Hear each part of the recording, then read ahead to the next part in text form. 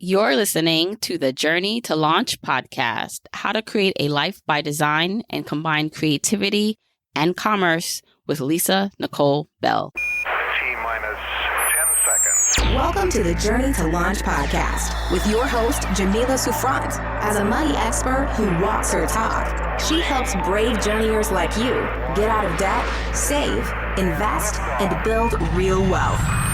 Join her on the journey to launch to financial freedom in 5, 4, 3, 2, 1.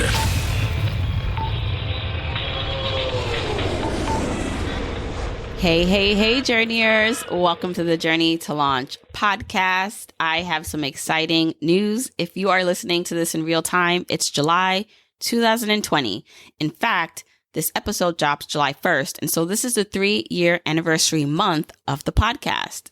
3 years ago, I started Journey to Launch, the podcast, to share my journey to reach financial independence and freedom and to help you do the same. 3 years and 1.6 million downloads later, here we are.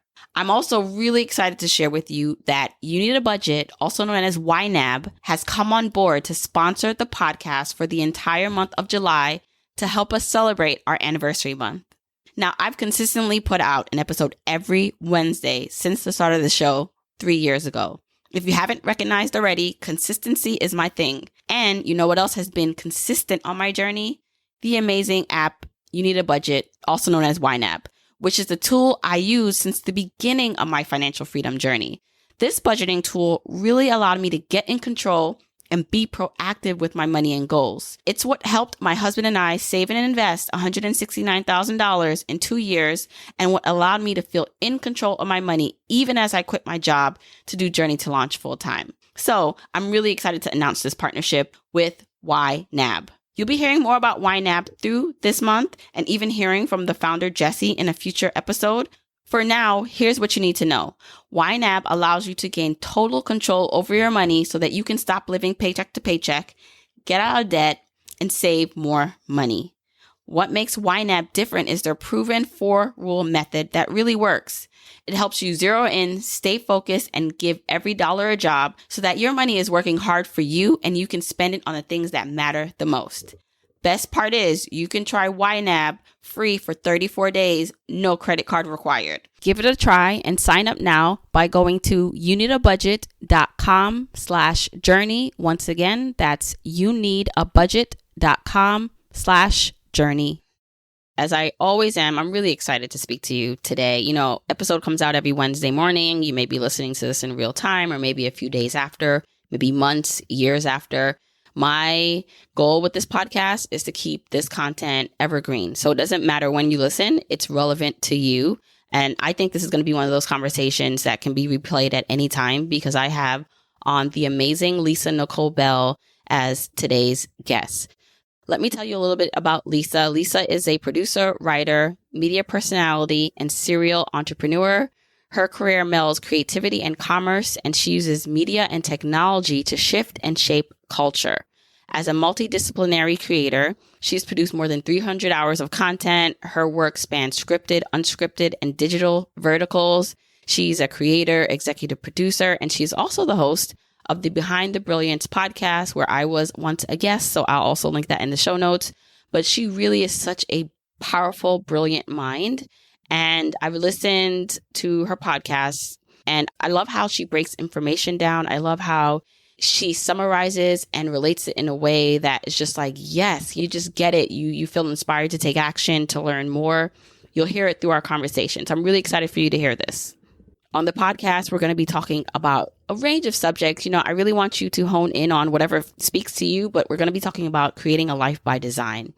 And I think that this is one of the gifts and ways in which when you see people really succeeding at life, it's because they decided to get into the driver's seat. They decided that they were going to decide what happened to them. Regardless of circumstances, they were going to be intentional about the life they created. And I also love that she's able to bridge that gap between creativity and money. So you'll hear she has a very creative mind and she's done a lot of work in the creative field, but she also makes money. And I think for a lot of people, sometimes it's hard to, passion or money. And I think you can do both. And we're going to talk all about that. So grab a pencil, grab paper, or make sure you're ready to maybe replay this conversation because I think it's going to be that good. As mentioned earlier, it is the anniversary month of the podcast, so we are going to be celebrating all month long. So to add to the celebration, I am doing a free online class that I want to invite you to. It's going to be on July 16th at 8:30 p.m. Eastern Time, and I'm going to help you create your roadmap to financial independence. So in this free online class, you'll learn what the elusive term of financial independence really means and the barriers stopping you from reaching your goals. You can sign up to join for free at journeytolaunch.com/free class. Okay, let's hop into the episode. Okay, Journeyers, I have a real special treat. I have Lisa Nicole Bell on the podcast. Hi, Lisa. Hi, thank you for having me. Of course. And I am excited to have you on the podcast because I admire your work. And we're going to get into what that is. I read your bio before we officially started, so people kind of have an idea if they don't know who you are already. But what I love about you and your platform and what you talk about is you bring this multifaceted approach to life and being a Black woman at that, and break barriers on like what you can do and be. I just feel like when I see what you've done, like even reading your bio and all the things you've accomplished and how you approach even with your podcast, interviewing people, because I feel like it's similar in the sense that I don't tap into just one type of person. I talk to whoever I can learn from and distill that information. That I think that you just have a way with living through your life experience, teaching people how to build a life by design. And so I'm really looking forward to talking to you about all the things. Yay! Likewise. So you are a self-proclaimed and it's in the receipts, you're a serial entrepreneur. So you've started multiple businesses, companies, you're a film and TV producer, you host a podcast, you have all these things about you, right? And most of them stem from the creative side. And it also allows you to earn money. So I want to talk about that. What did you get your degree in? Business law, right? Yeah, business law. So how did you come from that to being this creative that does all the projects that you do? Like, did you switch careers at some point, or how'd you find that? That's a really good question that I never get. So my inclination, even coming out of high school and kind of trying to figure out what I was going to do, was always that I wanted to be in control of my career, whatever that meant. And I didn't have, obviously, the clarity then that I have now, but I had an intuitive vision about what that might be. And my whole thing was like, whatever I study needs to yield a return. I know that I can decide to do lots of different things, and I can always go to grad school and that kind of thing. But like, if I'm going to invest the money and the time to go to school, to college, and do a formal education, I need to come out of college feeling like I can recoup that investment very quickly. So I actually started as a political science major, mostly because I just love history and people and all of that, not because I was planning to run for office. So I would be in these classes and the other students were passionate. They were like, no, city council needs to do this. And I was just like, it's not that serious. I just like reading the stories. So I was like, Lisa, you need to move on to something that you feel that passionate about, where you want to argue and debate with people and all of that. So I thought, well, okay, when I was thinking about all the different things that I wanted to do, it was like, okay, you could do English, you could do creative writing, you could do screenwriting, you could do film. But then what is the long-term vision? What is the 20-year vision? I was like, well, beyond the things that I want to do creatively, like I am an entrepreneur, I'm a hustler at heart. And I want to make things. I want to be able to make things happen. And so I was like, all right, well, let me switch to business and see how that goes, because I feel like that will be useful. And then I fell madly in love. I was like, this is it, because whether I need to understand marketing for business, whether I need to be able to read my own contracts for personal projects or something else, if I want to be able to invest in real estate, if I want to be able to build a business from the ground up, like everything that I'm learning in this degree is going to be useful. And the creative magic is on me, but this offers me information and structure to be able to do this in a way that's like organized and professional. So it felt like a good decision. And even during the time I was in undergrad, I was doing bit roles in film and TV as an actress. I was booking all kinds of commercials. That was around the time I started my first company and grew it and then sold it shortly after undergrad. So like, I just got into this rhythm of like, let's just try stuff and see what happens. That's how I ended up being a creative who has a business degree. Do you feel like you could pin back to what gave you the confidence in undergrad to pursue the thing? Like you said, you started a company, so and sold it. I want to get to that. And you were doing all these things. And I find sometimes that I had a similar experience where when I was in college, I was very ambitious. So that's what helped me have the vision to buy my first property, where people were just like, how did you even, I was not thinking about that in college, you know? So, and I can go back to where it came from. Like it was really from seeing my mom and grandmom, like what they were able to accomplish. I was like, I can do something here. Like that instilled in me hard work. And I always had this confidence that I could do anything I set my mind to. So can you go back and think about what it is in your upbringing that allowed you in your college years to be so bold? Yes. I had played sports most of elementary school and into middle school. And basketball and volleyball, I was playing those a couple consecutive years. And then I decided I wanted to try softball because I was raised on the Atlanta Braves. I loved baseball. So I was like, oh, you know what? I want to try softball. So I tried out for the softball team. I made it. I'm excited. I'm like, yes, now I'm playing sports year round. This is great. Studies have shown that sports are great for self-esteem for girls. There were other girls on the team who had played in years prior. And this was my first year. And the coach was like, yeah, you're going to be in the outfield. And I was like, okay, cool. Like, I didn't know what that meant. But the outfield for girls softball is not the same as the outfield for professional baseball. Like the outfield in professional baseball is hype. Like the ball comes out there, they run, they jump, they do things. It's interesting. The team is counting on them. But if you're in like fifth grade and you're playing softball, you're out there counting weeds, contemplating the meaning of life. Like there's nothing interesting happening in the outfield. All the action is on the infield. And I was like, no, I'm super good on this. So it's the end of my first season. I go to the coach and I'm like, yeah, I'm all set on being in the outfield. I don't want to do that. I want to be the pitcher. And she's looking at me like I grew 3 heads. She's like, what? No, you can't be the pitcher. Like you've only done 1 season. You're not that great. You don't have the talent. No, you can't do that. And I was like, you have to let me try out though. And she was like, well, the rules for the little league that we were in, she's like, well, the rules stipulate that if a girl wants to try out for a position, we have to let her. But I'm telling you, you're not going to be better than the pitcher that we have. So you're not going to get chosen. And I was like, bet. So I go to my dad and I'm like, I want to be pitcher next year. And he's like, okay. I'm like, and I will do whatever I have to do. So I'm going to get up every morning before school and I'm going to throw 100 pitches.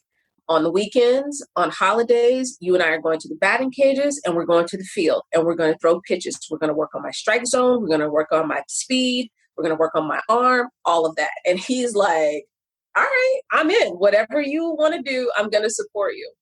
I worked like a maniac. Like I remember getting some spray paint and drawing like a circle where the strike zone was on the side of our house. And just like getting up and throwing. And my mom is like, you can't spray paint the house. Like, I was like, no, sis, like, no, this has to happen. The following spring rolls around and it's time. Like I've put in almost an entire year of work. I've missed out on hanging out with my friends. I've gotten up early and all of that. And spring tryouts come, I'm in my zone. I'm like, I got this. My arm is a robot at this point. Let's do this. Go to the tryouts. It's me and this other girl named Crystal. Crystal goes first. Crystal's hitting it. She's doing her thing. She's like doing all of her drills. Great job, Crystal. All right, here comes Lisa. And the coach is just like, this is so ridiculous. I can't believe we're doing this. I'm like, I don't care. You would have thought that I was in a 3-piece suit. I was like, it doesn't matter. I'm going to take my time and do my thing. They're throwing the ball. I'm like hitting everything. I'm pitching. I'm in the strike zone. Strike, strike, strike. Her jaw is on the ground because she's like, how is this girl this good? Like I didn't even know, how is this possible? The following morning, I get a phone call from her and she's like, first, I have to apologize because I underestimated you. But second, you're going to be our pitcher this season. Your tryout was better than Crystal's. And it was better than the other girls who tried out. And so, congratulations. And so the lesson there was I can do whatever I decide I want to do if I'm willing to learn what I need to learn and work as hard as I need to work. So that completely changed my sense of what is possible for me in a way that was self-directed, right? Because it's not like grades, like, okay, I'm making C's and I need to make A's so that I can get off punishment. This was something that I wanted for me. There was no extrinsic reward for it other than getting to be a pitcher and having the fun of doing that. And so the journey of saying, this is something I want to do. And for months, no one will even know I'm working on this. I just have to give my all to it. It was life-changing. So that was the thing that I think was an inflection point in the sense that, like, as an entrepreneur, as a creative, you just do it.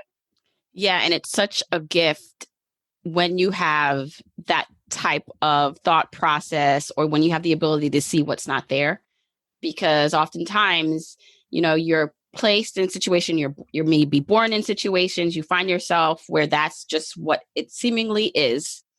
There may be something inside of you, you're listening right now, you're just like, I know there's more.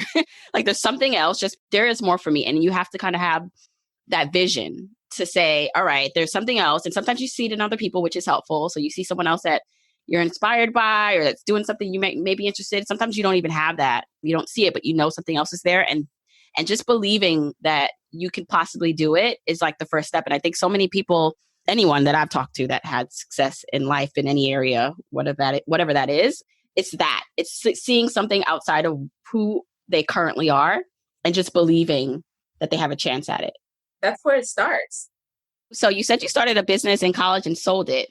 Yes. Can you talk a little bit about that? So you started being an entrepreneur early on and was successful at it. Yeah. What was that first business? And then why'd you sell it? And then and I want to lead up to all the other stuff that you started to do.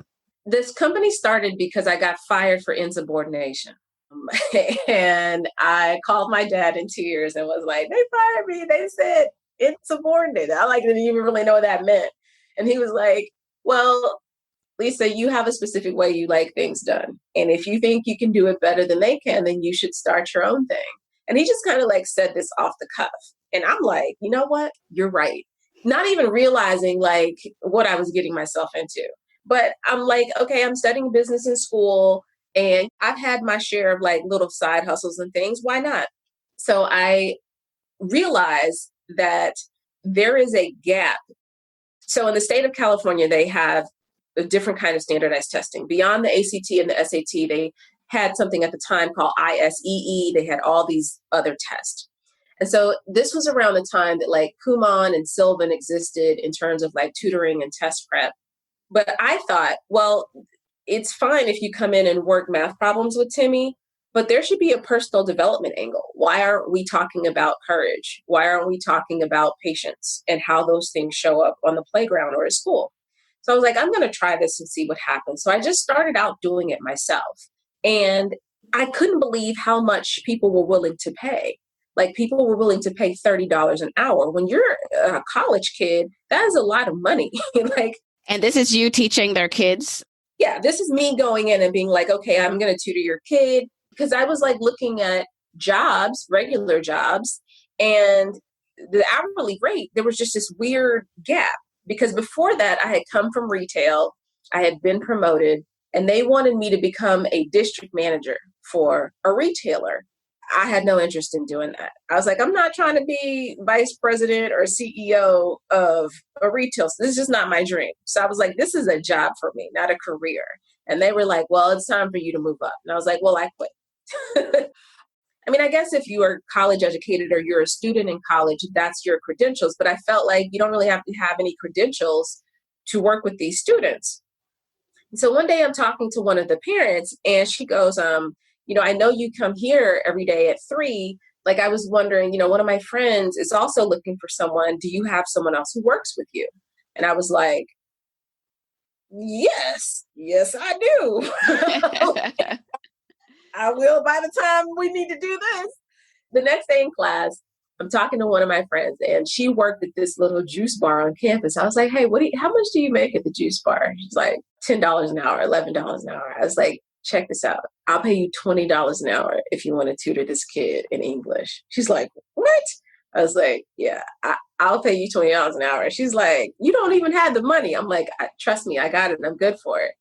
So she's like, okay, give me the address. I'm like, this is how you have to do it. And then after you finish the lesson, you're going to talk about ambition. Okay. And this is what I want you to say. So I'm laying out my little script for her. She's like, okay. So she does it. It goes well. I'm like, all right, that was a $10 margin because I paid her $20. The family paid me $30. So I made $10 an hour and I wasn't even there. It was over after that. I was like, oh, I was doing a Birdman hand rub. I was like, let's go. So from there, I was just scaling up. I took myself completely out of it. I was like, nope, I'm about to be hiring all these students. And because the other thing was, I was like, look, if you go from working with your regular family to affluent families, we're talking about $70, $80, $90 an hour that they're happy to pay to someone who has expertise. So from there, I scaled the company up. And it was one of those things where it reached a point where it was like, okay, we have grown throughout LA County, starting in the Valley, moving on to the West Side. Then we started to have clients in Santa Monica, moving on to Orange County. And I was like, all right, well, is this something that you really want to do? Do you want to be Sylvan? Do you want to be Kumon? Do you want to have locations scattered throughout the country? Like, is that your dream? I was like, no, that doesn't feel like freedom. That feels like a prison. That feels like waking up in 5 years and kind of dreading it and just doing it because it pays really well and because I can do it in my sleep. That's never what I signed up for. So maybe 3 or 4 months after I started to feel that way, I was approached by this company that was just kind of buying up business assets. And they were like, we're interested in making an investment.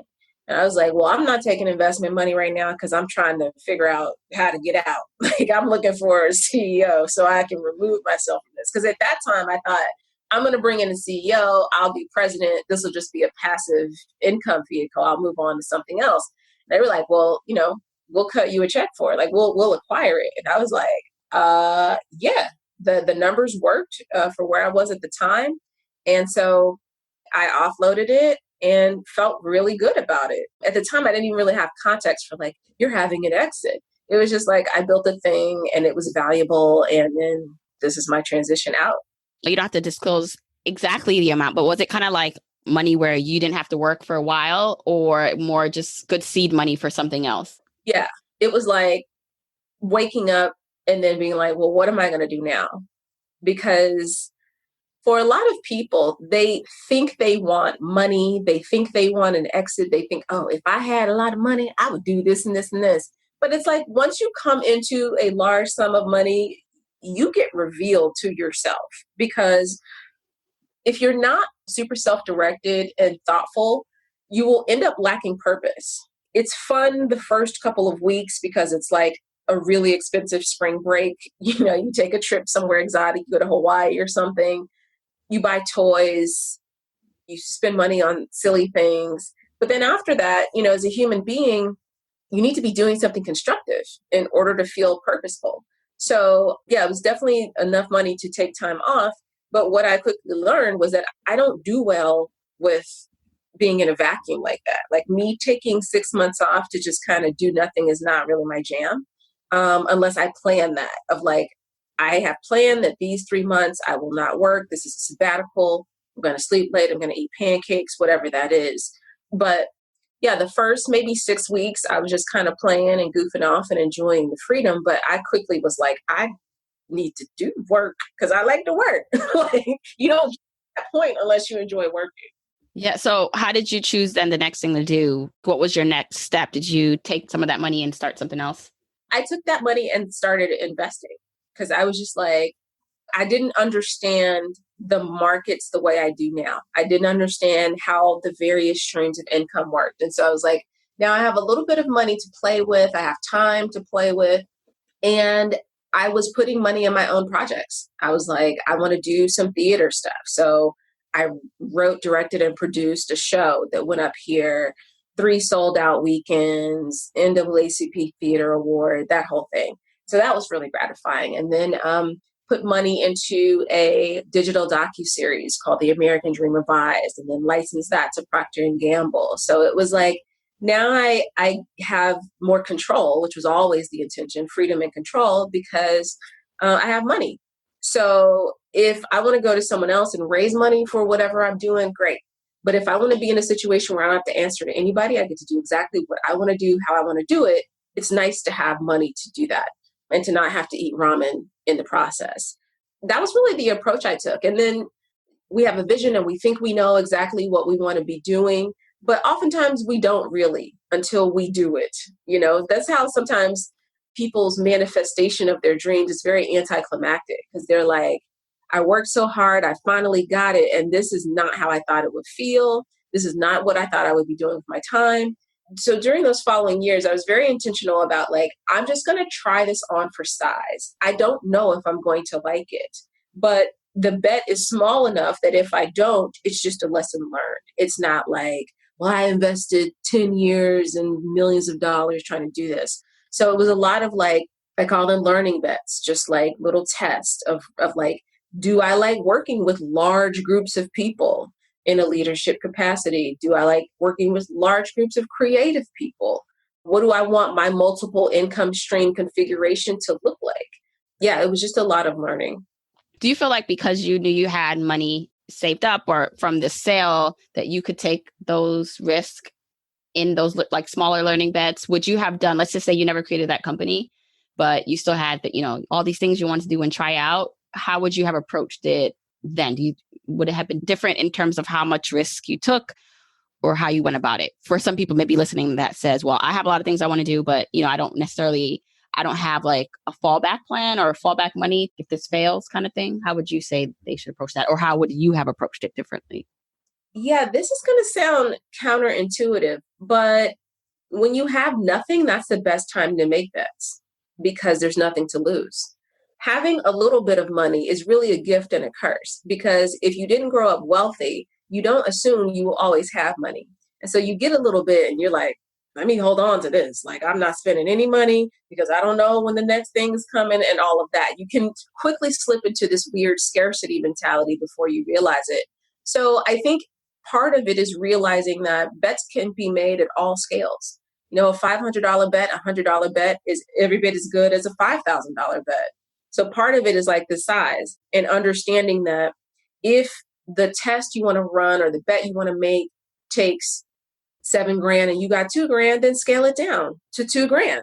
And I did that. I mean, I could have made a project for $300,000 and I was like, no, we're going to make this project for $30,000. So what do I need to adjust and shift in order to make this fit what I have decided the budget will be?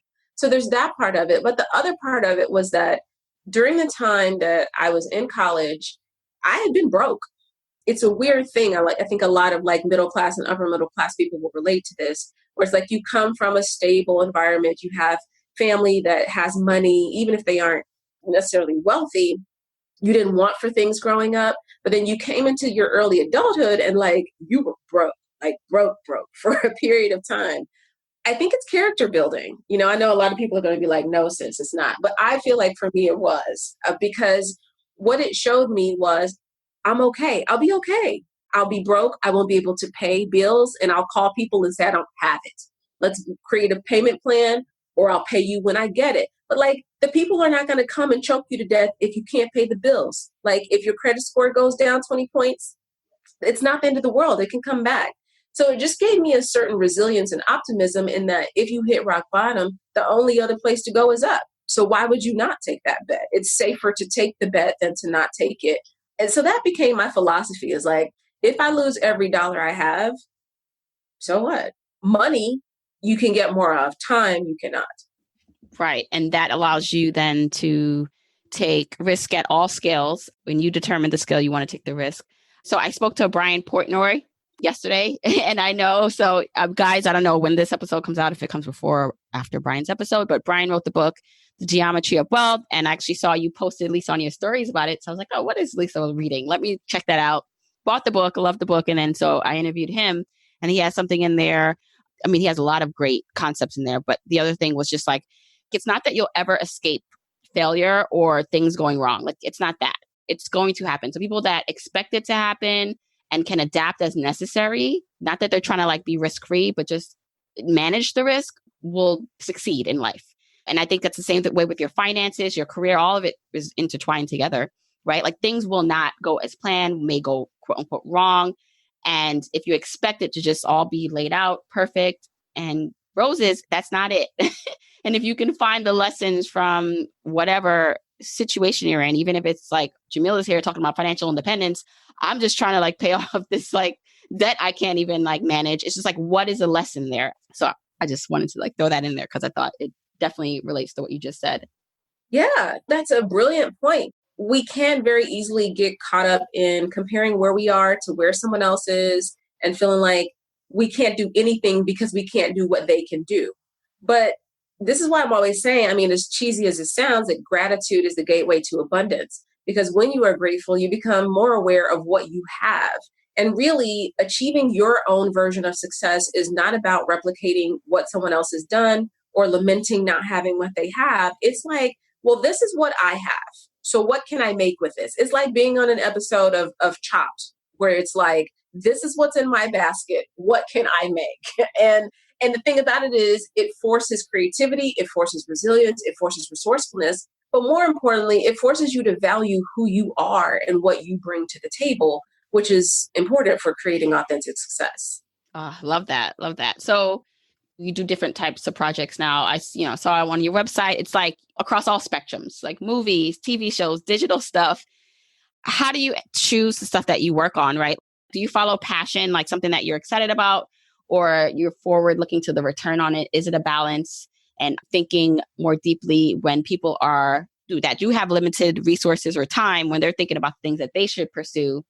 Is it following passion or following what's the best return on their money kind of thing? What leads you to the decisions you make with the projects you choose? So I'm really big on decision-making framework because I feel like, particularly for multi-hyphenates, it's very easy for you to just be all over the place. You're just multi-hyphenates who are all over the place, but also you can end up starting a lot of projects and never finishing because you have shiny object syndrome and you're just all over the place. So this is why when people are like, it seems like she's all over the place, I'm like, no, I'm not. You better run a Google search. I finish what I start. Right. I might have a lot of projects, but I go from soup to nuts and then I move on to the next thing.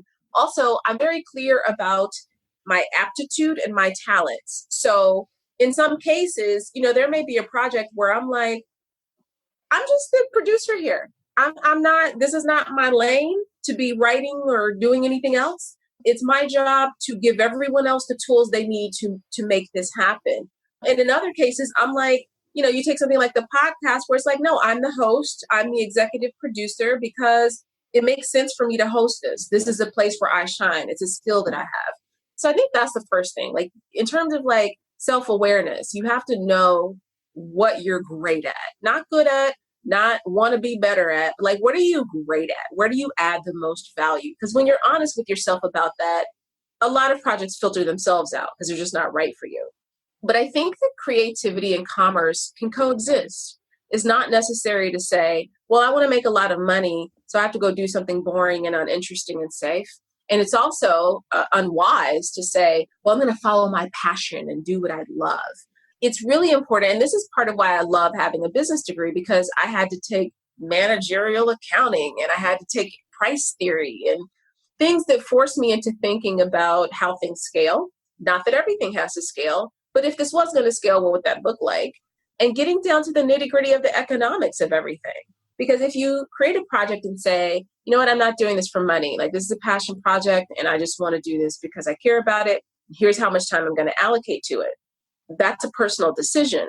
But if you're doing that with no awareness of what it costs you to create said thing, then you're hustling backwards. So I always start with like, where can I add value? Is this right for me in terms of what I do well? Then it's, if this fails, what is the worst case scenario?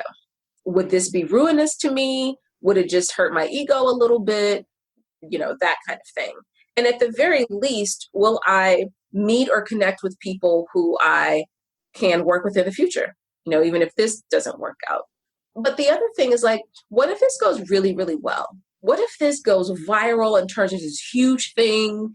is that something I want? Am I okay with my role in this if this becomes bigger than I anticipate? Because we think about like, oh, I'll be embarrassed if this fails, but like, are you going to be okay if it's really successful? Because that's a thing that's there also. So there's those things. And then I'm a person who gets really specific with the numbers. Like, if you know how much money you say you want to be making every year, then you should have a dollar amount assigned to 1 hour of your time.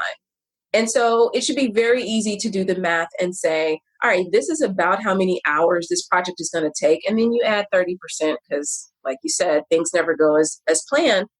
Because when you start to look at those numbers on paper, it becomes very sobering when you're just like, you know what, I think I'm going to write a novel. Like, are you really? You want to run the numbers on that real quick? Because once you do, you have to ask yourself how bad you want that. Like, and not on some like, well, this is my pie in the sky dream, but like, does this make sense? Yes, creatively, I might be leaning toward doing this, but does this make sense? And if I decide to still make that decision and that investment, that's okay. But I did it with an awareness of what's going on, not 3 years from now, looking back, realizing that I'm broke by my own hand.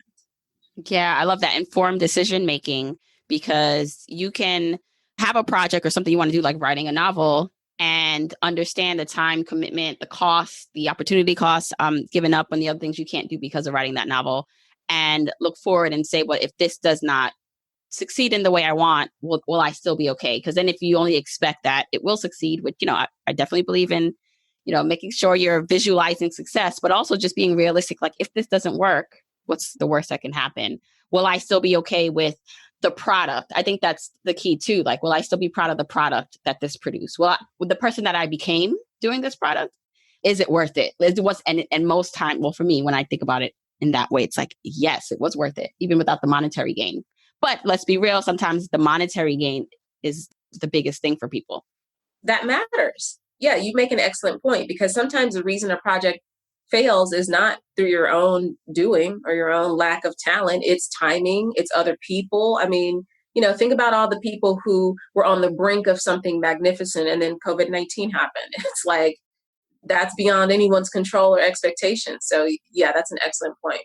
Yeah, and then you think about that creativity is born from times like this. So I think you mentioned the series already, but I saw that you produced the Revise the Dream series, and it was like done after the 2008 kind of recession about entrepreneurs and how they had to be creative. And I was like, well, that could just like be plopped over again into this situation about, people, like, it's the same story again. For entrepreneurs, I have, a vast amount of type of people who listen to this. Some are working in a career for someone else, totally fine. Some are entrepreneurs or want to be entrepreneurs, have a side hustle. The creativity side, I feel like, is great. Like, sometimes I feel like then it's pressure though. Like, I have to be so creative to break through the noise and to stand out and to make money, versus I just need to do this well and, have a purpose. Like, how, like, for you now, even with the things that you're choosing to do or not do and what you envision, the kind of opportunities that come for this, what does an entrepreneur or someone who wants to be an entrepreneur like do in these times with their ideas? My answer now has changed.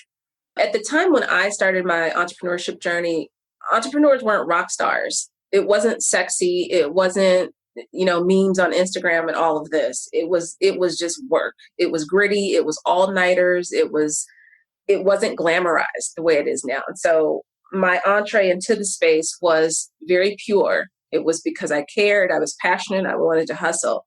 But now I think a lot of people are doing it because it seems like the right thing to do. It looks sexy. They want to be on planes. They don't want to work for anybody else and this kind of thing. But I think first it's like, again, that thing of like temperament, being honest with yourself, because it takes tremendous, like Herculean levels of discipline to be a good entrepreneur, to work for yourself. And I don't think people realize that. They think, well, I get to wake up whatever time I want every day. Girl, I wish I could do that. Or they're like, I don't want to work for other people. I want to work for myself. And it's like, but do you realize that if you woke up literally every day with nowhere that you had to be, you don't have to. No one's going to come find you. No one's going to call and ask you where you are. You're not going to get points. You're not going to get docked. There's not going to be an immediate consequence for it. most people don't have the discipline to say, I'm going to wake up, I am going to brush my teeth, I am going to eat, I am going to structure my day, I'm going to plan it out, I'm going to work 4, 5, 6, 7, 8, 9, 10 hours that day. Oh, what happened? It's Saturday and I have 3 things that I didn't finish this week. Well, guess what we're doing Saturday morning? Working. No, we're not going to brunch. We're working. And then we will find other time for all the other things we want to do. It's a level of discipline that most people do not appreciate. So that's the first thing. It's like being honest with yourself about how much self-control you actually have. After that, though, I think it's being clear about your intentions. Because I think if a lot of people are honest with themselves, they just want to be popping. You know, like they want to be popping on the gram. They want all the people who doubted them to be wrong. You know, it's like these kinds of things that you become a prisoner of if you are not careful. Yeah. And don't offer a return on money either, because you could be popping on the gram and you're not getting paid. No return on it, you know, or, you know, because it's become so glamorized, they're seeing how sexy and fun it looks, but that's marketing. Okay. A lot of these entrepreneurs who may have had a business who are like, now I'm going to do retreats and speaking engagements and books and all that stuff. That's marketing. Of course, they have to make it look glamorous. How else would they rope you in? If they told you that they have international clients and they sometimes have to get up at 3:30 in the morning to do an hour-long call with them, and I'm not talking about 3:30 to ride to the airport. I'm talking about 3:30 turn your brain on to have an intelligent conversation, you wouldn't do it because that doesn't sound good. That's not fun. If they told you that they were in the red for the first 4 years of their business, okay, that they couldn't buy their family Christmas gifts and people ridiculed them, they wouldn't tell you that. If they told you that they drove the same car for 10 years, an old raggedy car that you could hear coming from down the block because they were putting all their money into their business, you wouldn't do it. So they have to create these really dramatic stories and it has to look sexy and fun. Yeah. I want to just hop in there because what people do, though, is that when they do make it, quote unquote, from all appearances, they will relate back to those struggle days and moments so that they can relate to the people in those painful moments themselves. Like, oh, I struggled. I was broke and poor and couldn't pay my bills and look at me now kind of thing, which, listen, I'm not trying to like down anyone who's like marketing like that, because that's actually, I think, smart because, you know, if that's your story and you've been able to come from that, Yeah. you have something you can teach someone, right? But I just wanted to pop that in there. Yeah, 100%. 100%. So I think the thing is that, like you were saying earlier, things will go wrong. That doesn't stop. Just because you become quote unquote successful and you were in Forbes and you got to go to this TEDx talk and other, this sense of like, wow, something that I wanted to happen didn't happen does not stop. I call them platinum problems or champagne problems. You do start to have more sophisticated problems and problems that other people wish they had, but they are problems nonetheless. So I think that's really important. But the other thing is to remember that entrepreneurship and business and startups is not about your ego. It's not about becoming a billionaire. It's not about magazine covers. It's solving a problem. And when you are intentional about solving a problem for a group of people, there's a level of passion that comes with that. And when you start to lean into that, all kinds of interesting things bloom. So I think right now, more than ever, that's what's most urgent is like, are you solving a problem? Because now we're in a space where everybody's hyper aware of money. Everybody's hyper aware of work. So a lot of the luxurious nonsense that people wanted to entertain before, they won't now. So either you are truly solving a problem and addressing a need and a desire, or you are not. And the market will quickly tell you that. So it's kind of forcing people to be honest, I think. Right. And it's important to note that you can have this entrepreneurial mindset at a job working for someone because it's still solving your boss's problem. It's your client's problem within that structure too. Yeah. Entrepreneurship is a thing. And also, like, to me, if you have a job that you love and you also happen to have a side hustle or some other thing that you do that generates income, that's a great place to be. Don't let these people have you thinking that if you're not a full-time entrepreneur, you're doing it wrong. It's not necessary because the goal is freedom. And that means something different for all of us. And also realize that some of these people wish they could get a job, but they can't. Like entrepreneurship is something they have to do, not that they want to do. So true. And that's why I fell in love with the concept of financial independence, retire early, the movement, because it showed me another way that you could become a millionaire, become rich. And it may take a little longer if you're doing it through a job where you're getting paid. And so it's like a cap on the money and over time, but you're just really intentionally saving and investing. But it's like, oh, I can reach freedom in this way too. It may take a little longer or not, if I went and started my own business, but it's possible, I think, for a lot of people, even if it's not that ultimate, I've saved and invested enough money, I don't have to work again. But the steps that it takes to get there, like the paying off the debt, being more intentional, like all that will unfold anyway on the path. So it puts you in a better position. 100%. Because at the core of it, it's like if you have multiple streams of income, you don't have to be a full-time entrepreneur to do that. There's so many things that you can do. You can be a startup investor and have a full-time job. So I think it's really important and I mean, the quarantine has really forced a lot of self-reflection, but it's really important to say, well, what do I want? What is my vision? How do I make that as interesting and sexy as I want it to be? Because the other thing is a lot of the people who are posturing don't even have it the way you think they have it.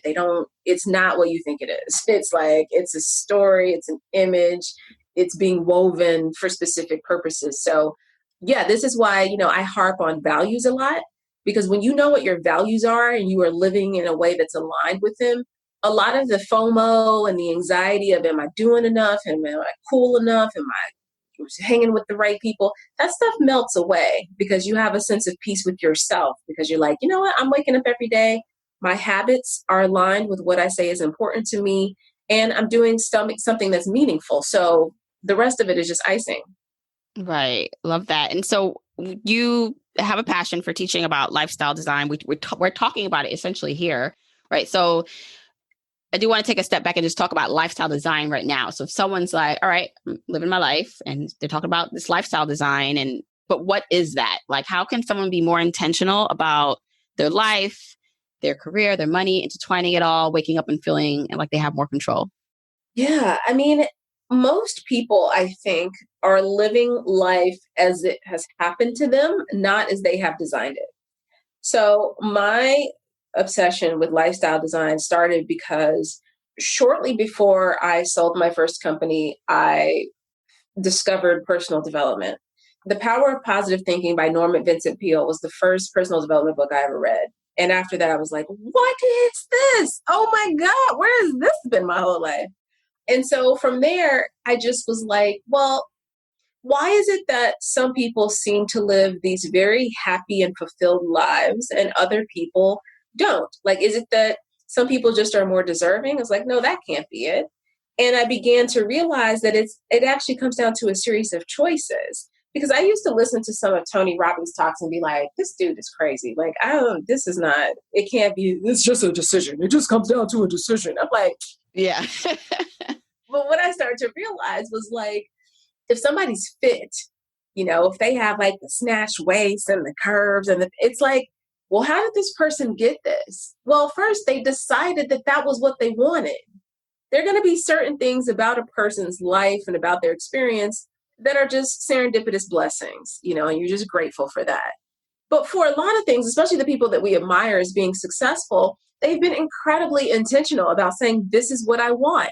I had a girlfriend a few months ago, actually, who was like, oh my goodness, Lisa, if I had your body, I would never wear clothes. Like you always look so snatched. And I was like, okay. And she was like, okay, so what do I need to do? It's like, okay, well, you need to work out 5 days a week.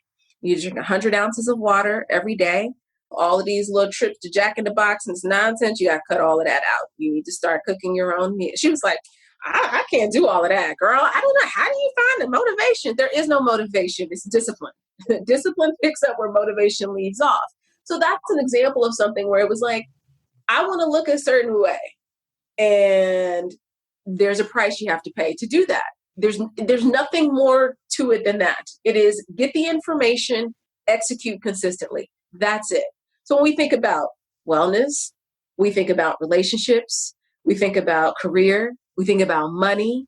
That's all that it comes down to is like, decide what it is that you want execute. Right. Go get the information and execute. The thing about it is we live in an age where the information that you want on practically anything that you want to do is available. And you could do the $15 book version or the $1,500 boot camp version, and everything in between. So the other thing is, like, sometimes when people discover this, they think, well, I got to overhaul my whole life. Okay, I'm about to switch up my hair routine. I'm about to get married in 2 years. I'm going to have kids. Like, it's like, hold on. You can't do all of it at once, right? Because you do have bandwidth mentally and emotionally. So figure out what's most urgent. And the thing about habits is, like, once you develop the habit of, say, working out consistently, there's a transference there. Saving becomes easier because the muscle of doing what you need to do, whether you feel like it or not, is a lot stronger. And so then you get to a cruising altitude with fitness. You're like, I don't have to think about it anymore. I know that on Friday I'm going to the gym. That's it. You're like, I need to be putting away $500 a month, $1,000 a month into my savings. I'm going to automate it so that there's nothing to think about. The money that I have in my account is what's left for me to use. And you apply those principles to every part of your life. And before you know it, you look up and you're like, this is pretty damn good. Like, I created something I'm proud of. Yeah. And like you said, it's being so intentional and being willing to also enjoy the process while it may be hard. And there's things like I picked up running now and I don't like it. I'm just like, why do people run? As soon as I start running, I'm just like, this is so dumb. And so my husband, like, we go running and like, he just, he's always like passing me and I'm just like, whatever. But I've realized though that I actually do like on the low, I like it because if I hated it, I wouldn't do it. And I like the results of it. And I like that it pushes me and all these things. So I find that sometimes, yeah, you're not necessarily enjoying it, but you deep down need to find some sort of joy in it because you don't. So any process or any goal that you're trying to reach, whether money goals, career goals, body goals, all that, there be some sacrifices. But I find that the people who actually get the results and feel good, like they're actually enjoying those sacrifices.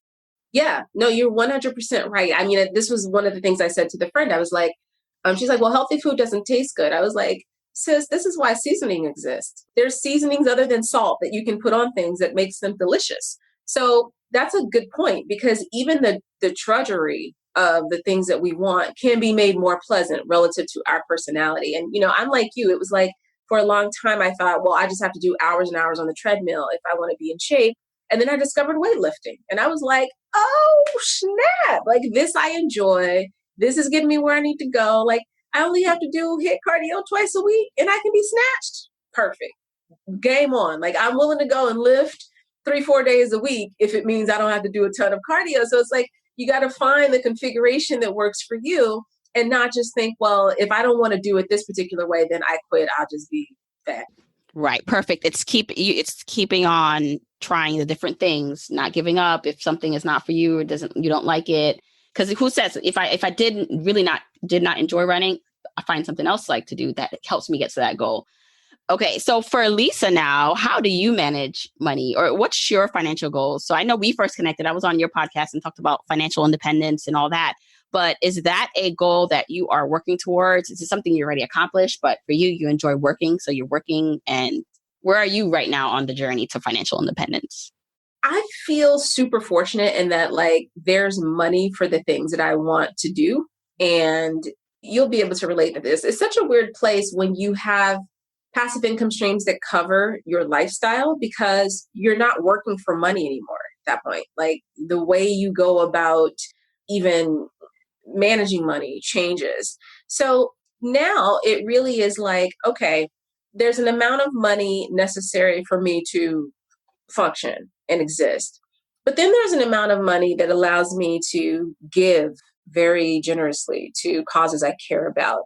That's where I'm going now. That's where I'm thinking now about like legacy and impact. And so I'm ramping up my passive income streams because I'm like, that's the way I'm going to be able to get there. Also, because I just am addicted to being able to choose things for myself and being able to say no to things that I feel like are not the right fit. I may have other strategic reasons for making a decision, like, okay, I'm going to do this, but not for the money, for something else. I like that. because it means that I don't have to be on the treadmill of, well, how am I going to pay my utility bill if I don't do this? I have to do this. I have to do this.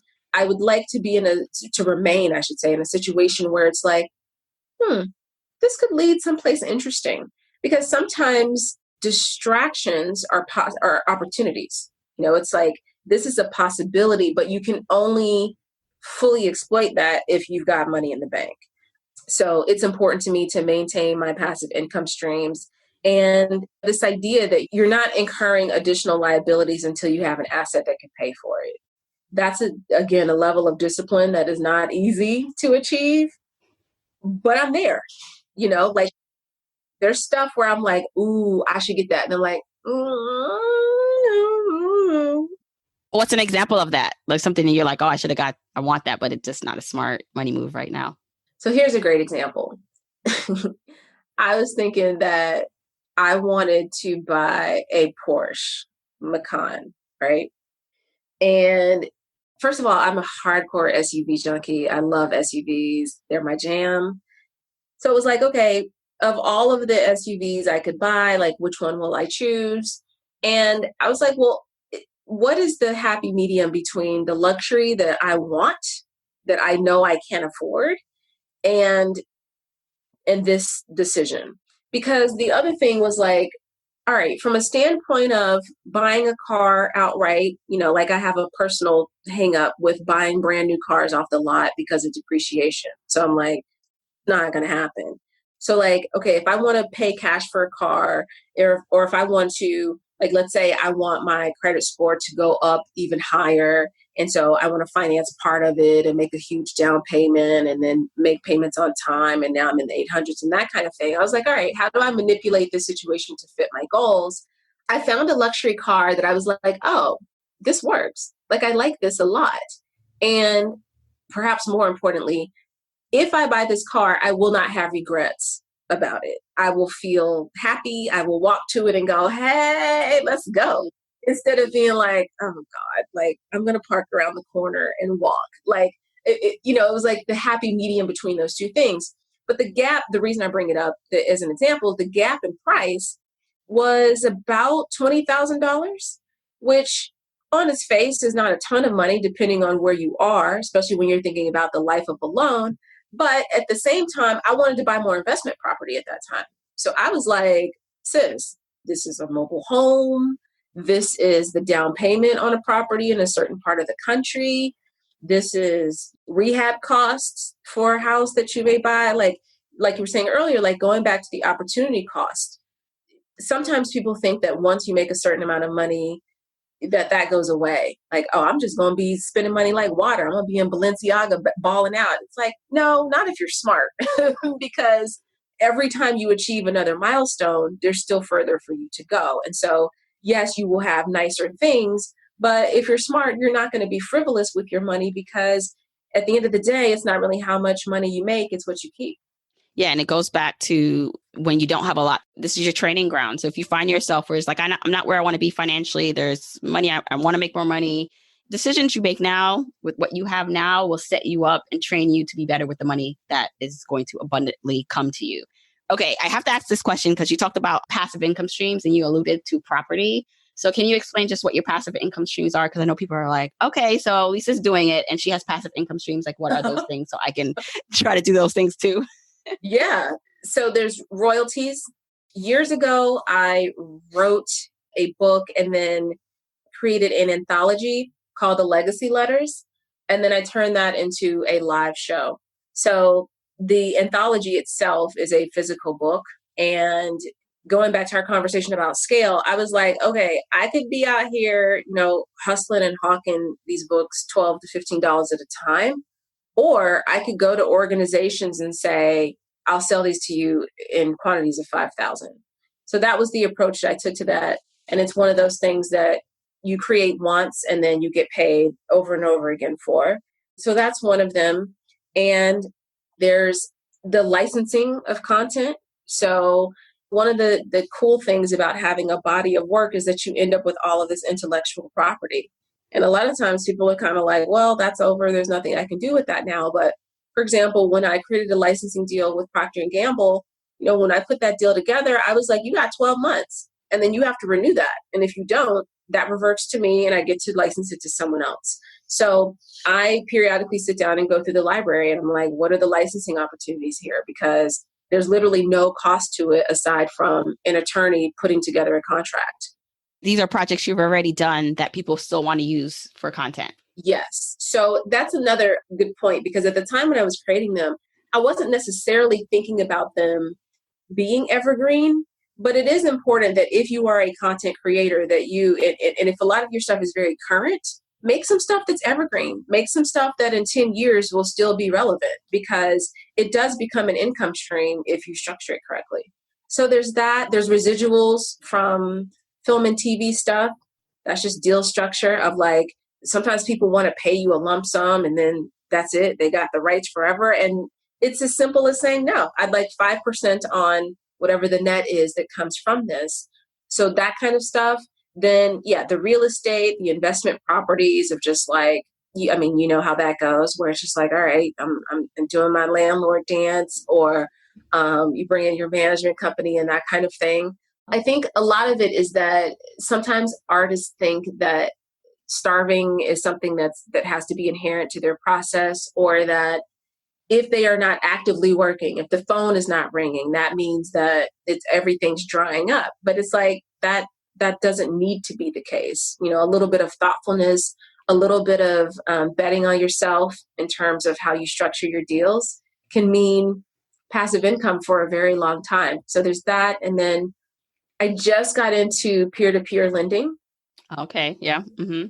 I'm excited to see how that goes. And then, of course, the markets. I lost money like everybody else recently, and I just didn't look. I was like, you know what?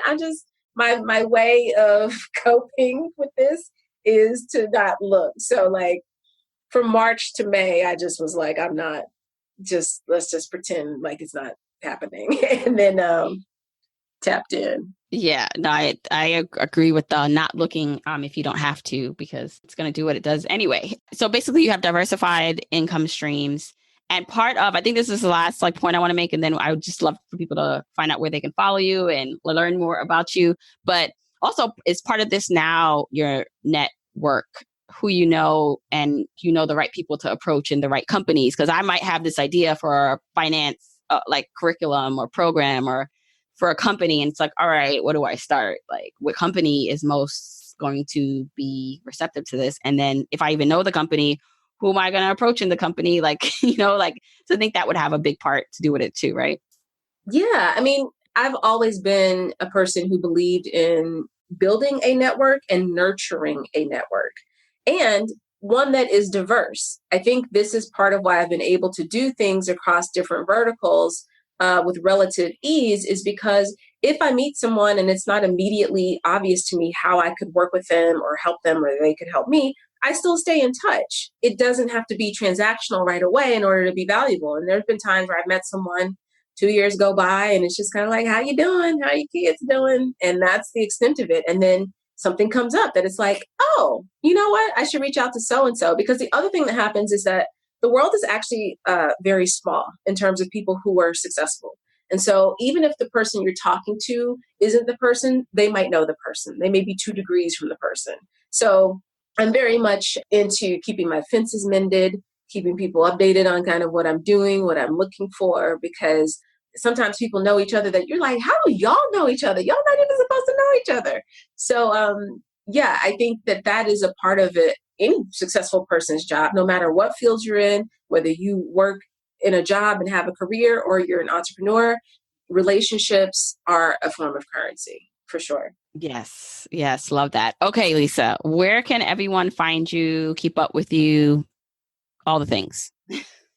My digital home base is lisanicolebell.com, LISANICOLEBELL.com. And I have a newsletter that goes out once a month called Q that largely centers on mindset, psychology, lifestyle design, all that good stuff. So if you like the content of this chat, you would probably enjoy Q. I'm always curating stuff there. Also have a podcast called Behind the Brilliance, where I sit down and have long form conversations with innovators and entrepreneurs about their lives and work. So yeah, I like to talk about these things and share, because we're living in a very interesting time, and it comes with its challenges, but certainly we have more opportunity than generations prior. So I feel like we should all take advantage of that. Yes, and I love that. I will definitely share all the contact information there. And one note about what I love about your social media is that, like you'll see like the people on social media, they have like hundreds of thousands of followers and, you assume that they're making money and you're so low key on social media. Like your Instagram, you hardly update it when you like it just feels like that's the kind of level of success I want, where it's just like it's happening behind the scenes. Like, I'm good for it. The content is there. I don't have to like post something for you to know that I'm popping. It's just like, that like the receipts, when you find out more about me, they're there. So I love that about your style, that it's real work behind it. It's not just the nice picture. Yeah, because look, maintaining those popping social media profile, that's a job. Yeah, it takes a lot of work. It's very time consuming to do that. And I just got to a point where I was like, do you want to be famous and broke, or do you want to be wealthy and satisfied? And the real ones know, if you know, and then other people may or may not know. I just realized that like it's also a two-edged sword to have like 500,000 people following you, and those things may happen. I'm not saying that they won't, so I'll take things as they come. But in order to like be pursuing that, it just felt like, well, that's not the right use of time and energy. Like if you continue to do the work, the people who need to know about you will know. And also social media, in my opinion, is very much quantity over quality, because the people who are paying attention are the people I want paying attention. Like they are people who can help me get things done, and the rest is icing. Love, love, love that. Okay. Thank you so much, Lisa, for this conversation. Thank you. It was such a pleasure. Okay, journeyers, I really hope you are even more fueled up for your journey to financial freedom and independence. With Lisa, I was really encouraged and inspired to talk to her after listening to her podcast and being a guest on her podcast, because you'll hear like she's so low key on social media, but you can tell by her receipts and her portfolio and just the way that she talks that she's living like that life. And I wanted to just highlight that for you guys, have her on the show to show how you can truly create a life of design. And you don't have to necessarily choose between money and creativity. You can do both. And so I hope you found some inspiration and some action items and things you can actually do from listening to Lisa. One of them is to definitely check out her podcast, Behind the Brilliance.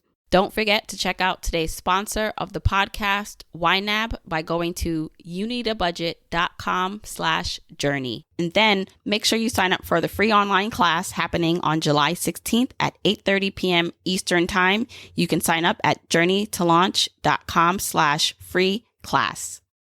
If you want to check out the episode show notes, that's where you can get links to anything that's mentioned, find out more about our guest, and even get a transcribed version of this episode that you can read. Go to journeytolaunch.com or click the description of wherever you're listening to this episode. Now, you can also still grab your free Journeyer Jumpstart Guide by texting LAUNCH to 33777 or go to journeytolaunch.com/jumpstart.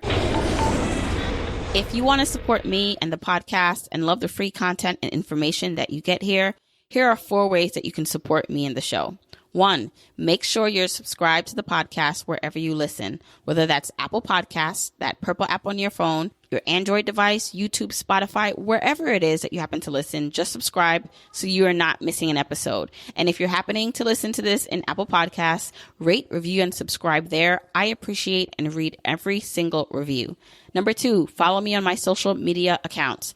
I'm at Journey to Launch on Facebook, Instagram, and Twitter, and I love, love, love interacting with journeyers there. 3, support and check out the sponsors of this show if you hear something that interests you.